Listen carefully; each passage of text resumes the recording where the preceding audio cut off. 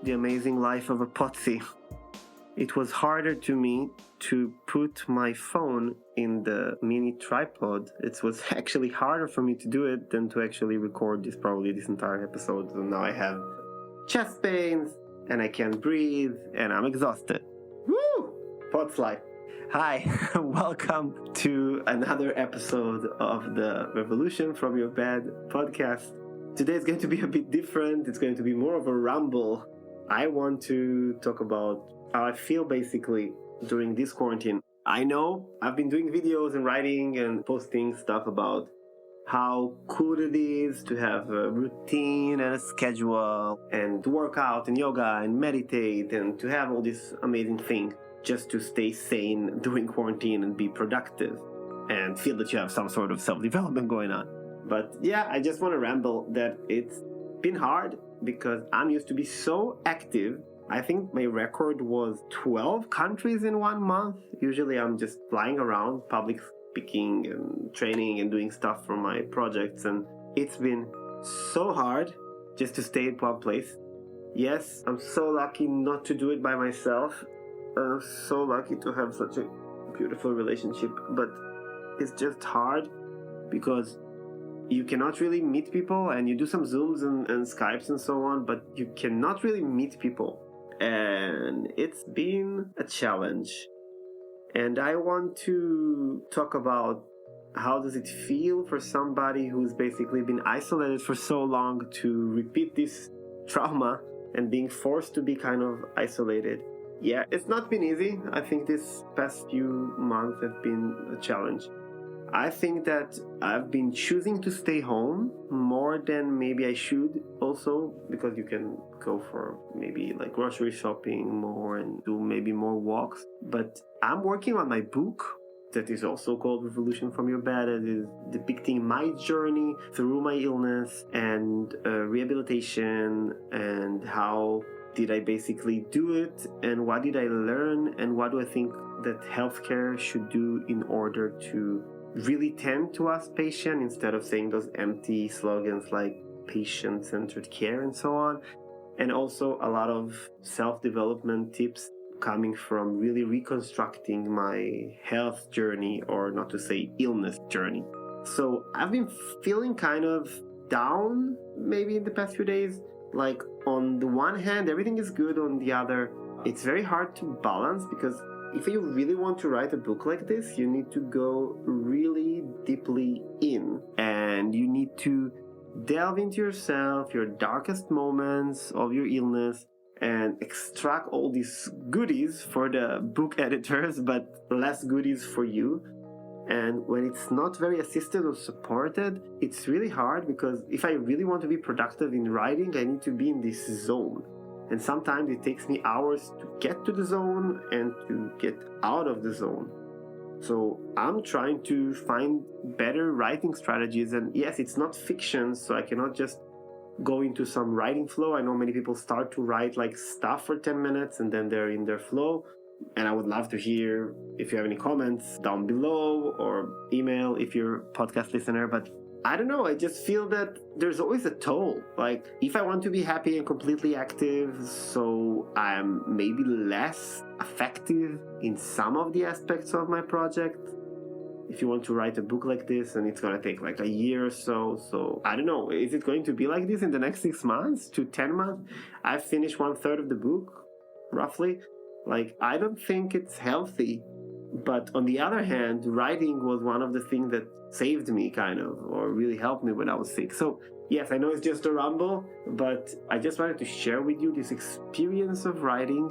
Not really easy for me, but on the other hand, there's so much happening when you write. You realize stuff about your illness and how you've been treating yourself and how you've been treating others. So I think it's really, really productive in that sense. And yes, I will mention it every time almost, that journaling and writing and creative writing can be really therapeutic. And of course, there is bibliotherapy and other actually validated methods using writing to heal.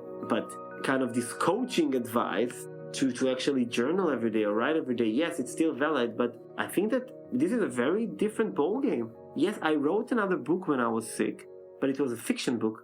And I was kind of delved into this fantasy of this character. So I put myself in some healthy dude's shoes and imagined myself in this beautiful place by the beach and having a romance and kind of solving my own problem through this hero's journey, which is amazing. It's therapeutical. Later on, I found out that this is one of the ways and methods therapists are using. But now that I'm actually needed to write a book that's taken like around 1 year, it's kind of pulling me back to the rabbit hole of these thoughts and of this illness. So what I wanted to talk about is basically how you can balance it with other stuff. Yeah, so I've been working for the last 3 years on a startup, and lately we've decided to part ways, and hopefully our technology will be adopted by another company. So I had this huge struggle there that triggers a lot of stuff, and I had to basically deal with 2 major projects of mine failing roughly at the same time. Both of them are multiple years of work, and both of them were very promising, on the verge of being acquired by another stakeholders. And then due to, let's call it relationship management, which is everything in any project, it didn't work. And I think that I was on the verge of actually getting sick again. I felt it in my bones. I felt it in my body that the stress levels are so high for my POTS, the blood pressure, the pulse, the chest pain, that if I'm going on like this for a few more weeks, I might go back doing this unremission stuff and going back to my bed, which was probably my greatest fear. And I had this promise to myself, never to go back to bed again. And then, of course, it happened again a few years ago. So you cannot promise yourself something you cannot withstand in a chronic illness. But what you can promise yourself is to give everything that you can to your body, nourish it, love it, treat it as a temple. So what am I doing right now? After all this craziness began, and I was lucky to have an amazing partner to really help me through this crazy phase, I've decided that I'm not giving enough to myself. And even though I'm giving a lot of advices about it, I was doing a lot of external kind of sourcing of myself to those projects and to other projects. And I've decided that I need to go back in. And what I've decided to do is, first of all, take care of the most burning issue that I had, which was an exacerbation of my IBS. Usually POTS comes with IBS, like irritable bowel syndrome. It's happened to a lot of people with POTS, but it stands alone by itself. And I had an entire video about it. How did I heal my guts from food intolerances and IBS? And basically I've decided to start this crazy diet, completely, of course, medically validated, but this diet eliminating everything that I knew or suspected that causing this. So in the course of 2 months, I've basically decided to regain my health and start in the most burning issues, because you cannot live with stomach pain and be afraid to leave your home because of it all the time. And when I've decided to do it, I've decided to look back in and see, what do I want to do for years? Like, I've always said I'm going to have a YouTube channel, and I had videos here and there, but no, you're too busy being an entrepreneur. So yes, I've started this YouTube channel, a place to express myself. I've started this podcast, a place to express myself. I started to write more in terms of blogging and so on, and there are a few posts, but more is coming. And then I delve deep inside, and I've decided that I need to stop being unauthentic in my entrepreneurship, because I did a lot of stuff that are almost there, helping people, fixing healthcare, helping patients, but it's not exactly what I need and want to do. Usually you're dragged into these pivoting modes that you need to adjust yourself for investors or for the market or whatever, and say, F it, I need to do something for us patients. So I'm launching the Patient School, which is going to be a place that patients will come online and learn everything they need to know about managing their health journey and their illness, and how to get better, and how to deal with their doctors and family members and friends, and how to engage in wellness, and everything you need to know to manage your basically health, or not to say sick, journey.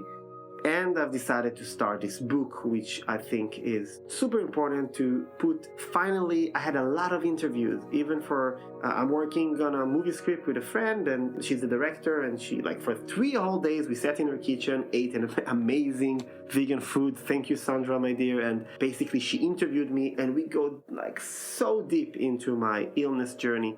And I figure out so many things about traumas and vulnerabilities and self-canceling and pleasing other people.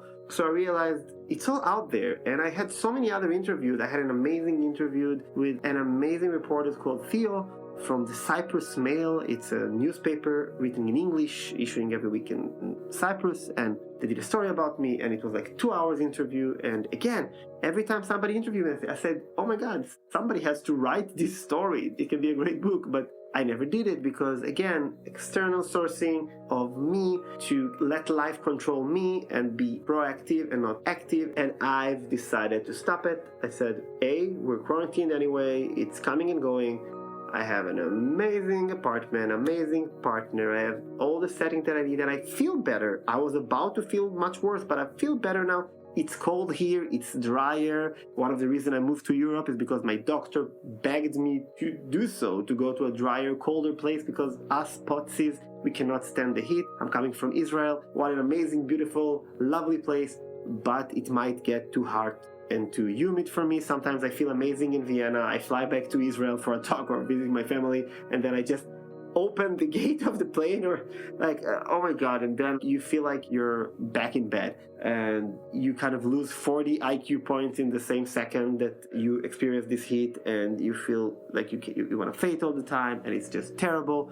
And this is one of the reasons I'm in an environment that is kind of better for me and controllable for me. So everything was in the right setting, and I've decided to basically start writing this book. It was a crazy journey. I had to go very, very deep into the initial details of the fall itself, of the moment I've collapsed, and my life, being a young man, about to be 22 and about to start medical school in a few weeks, to completely shattered and in bed, and in a few months deteriorate into a guy who can barely walk and barely talk, and later on not even do those. And yeah, it was one heck of a journey, but I think that even though it's hard and I'm rambling about it, I think it was so important for me as a patient, as a person, for myself, to finally acknowledge myself and not to be dragged because people tell you, oh, you should do this or be an entrepreneur like this and do this startup. No, like I knew from the age of 15 or so what I want to do. I wanted to do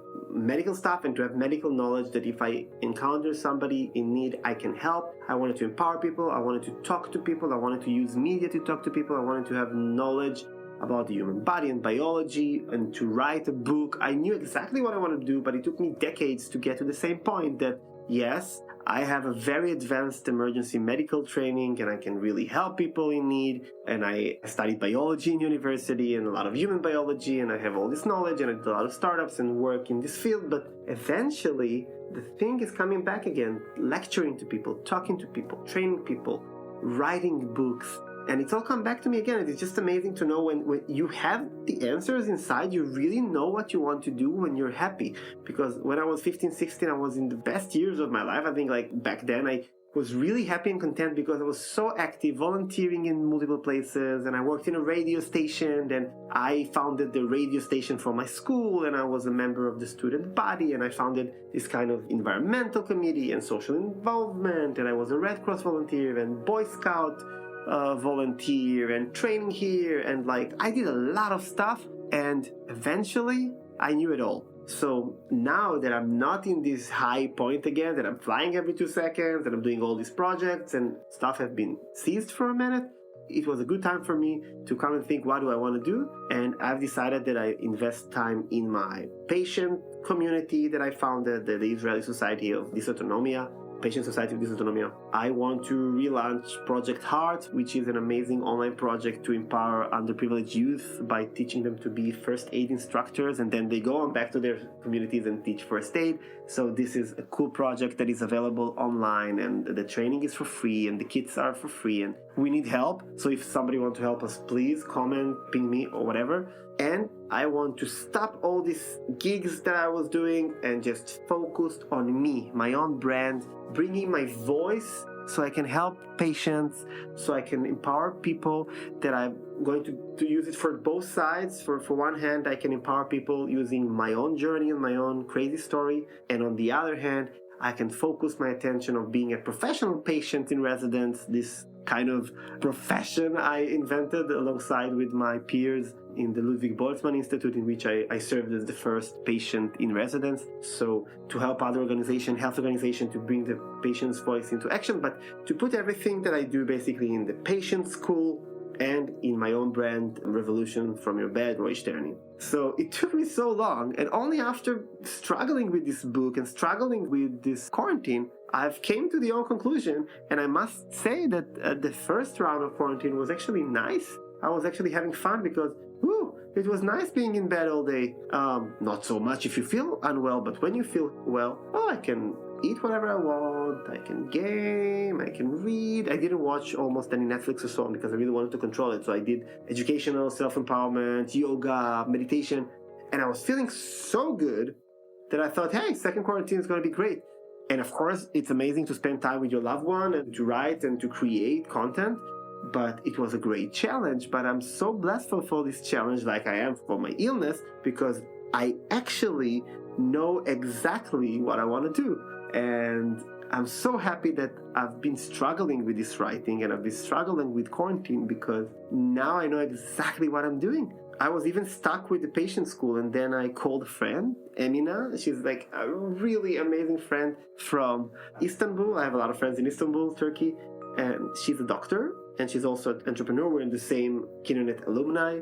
Kinonet is an international entrepreneur network that basically just help each other to change the world for the better. And we just talked about it, and she told me, like, what do you need? And I'm like, I want you to be my co-founder and chief doctor, because I'm the founder and chief patient, and I want to bring the side of the doctor to this, because I also want the patient school to teach doctors how to treat us. And she said, yes, I'm in, because everything you do, I want to do with you. And because she's a great friend, and that's it. It was so simple. But like, she was on my mind from day one, but I didn't pick up the phone, because this procrastination, when you're stuck in quarantine, in this loop, you're always at home doing the same thing, same routine, and you have those ideas already, and you want to write this blog, and you want to create this YouTube, and you want to do this online course, and you want to meditate, and you want to do yoga, and you want to exercise. I'm talking about you guys. And that you don't do it, even though you know exactly what you need to do. So my answer is just order and structure and routine. So I have a schedule that I planned for quarantine. I'm gonna share an entire video about it, but basically we get up in the morning, yoga, meditation, breakfast, and then working time, again cooking time, lunch time and lunch break, watching something relaxing, and then 3 more hours of work, and then dinner. Then you have to work out because you're gonna get crazy in quarantine, and then workout time, and then dinner, and then some new skill acquiring time in which we basically study, sing, play, write songs, whatever, learn something online. And then of course we have time for gaming, be together, watch movies, whatever. But I think this constant hours eating with this new diet that I do, writing is not very organized in this, but this will be the next phase, putting the writing in the right place, because it's much like inspiration based and muse based, but it's really triggered good productivity. Because if you say, I'm going to sit at my home and work for 8 hours, it's not going to work. But I commit only to work 6 hours a day, so at least I have 5 hours of complete work. I've tried writing on demand, but it was very hard. I would come back from my daily walk, which I have to do because otherwise in 2-3 weeks I'm potsy again. POTS people have exercise intolerance, but on the other hand, they have to exercise to stay healthy. So this balance, constant balance you have to do. So I used to come back from walk completely exhausted and try to write for 20 minutes. But sometimes, you have like 500 words or 300 words, and sometimes nothing comes out. So I'm trying to be more muse-based, because I can go on a train for 8 hours and write an entire chapter, and sit at home for a week and write nothing. So this is the next phase. So I'm doing better. Meditation changed my life. Yoga changed my life. Eating healthy according to my body needs and fits. Fixing my gut. Fixing my sleep. I'm going to talk about it in a different video podcast. Fixing my sleep. Working on the relationship. You have to constantly work. It's not for granted. You spend so much time and effort to meet somebody, and then you just lay there. Like we say in Hebrew, lay on the roses petals. So no, you need to work on that as well, and give place to your partners, and really be mindful and work and talk and self-reflect. and really find out what you need to fix. This is an amazing time to fix it. Your growth areas that you have, now it's an amazing time to do it. Everything is online. You don't have a lot of people demanding stuff for you when you're quarantined. So guys, this is the time. I really highly recommend to do scheduling. And even though it's hard, like I've been rambling on about write, create, don't forget it. I really recommend trying to write your own memoir. I said it before that the guys in ourbooks.com would love you to have your book there for free, whether if it's private or public. I think that writing your own story is amazing. If you're very imaginative, kind of reflecting it onto or deflecting it onto a hero and make it a fictional story, change the names and the characters and the places, but basically the same stories like life have brought to you, and then you kind of analyze it. And there's a lot of amazing ways and amazing courses that teach you how to do it. I'm not an expert writing coach, but I really recommend to do it. And to use this struggle in writing and in creating content to actually work on your growth areas. It's been amazing for me. And even though I'm just sitting here rambling for 23 minutes, I know that eventually this is exactly what you need to get better. You need to be reflective. You need to talk more. So I'm going to make a pledge and a promise here. Every time I'm making a video or a podcast, or like in this case, both in the same time, I feel so empowered just looking at the camera, imagining that you guys are there and I'm talking to you and empowering you. So I will pledge to do a piece of content every day and at least one episode of podcast and one video every week. I think that it's empowering me, maybe it's empowering you too, and it's really helping me. So I'm going to take you through the journey of writing my book and update you about it.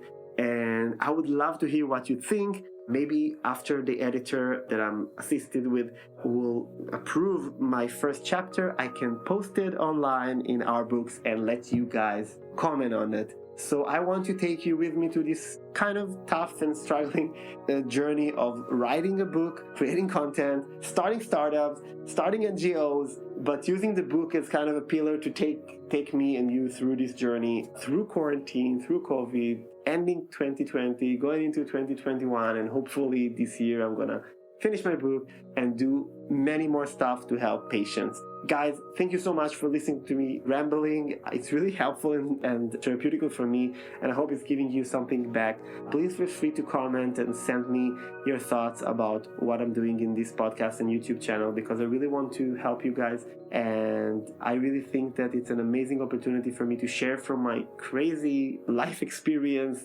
that I've accumulated through this sickness or illness-led entrepreneurship, social entrepreneurship. Thank you again for being here, and I, as I promised and pledged, I will have one episode of podcast and one video every week for now, but I will try to do a piece of content every day, and let's see how it goes. Peace, and see you next week. Bye!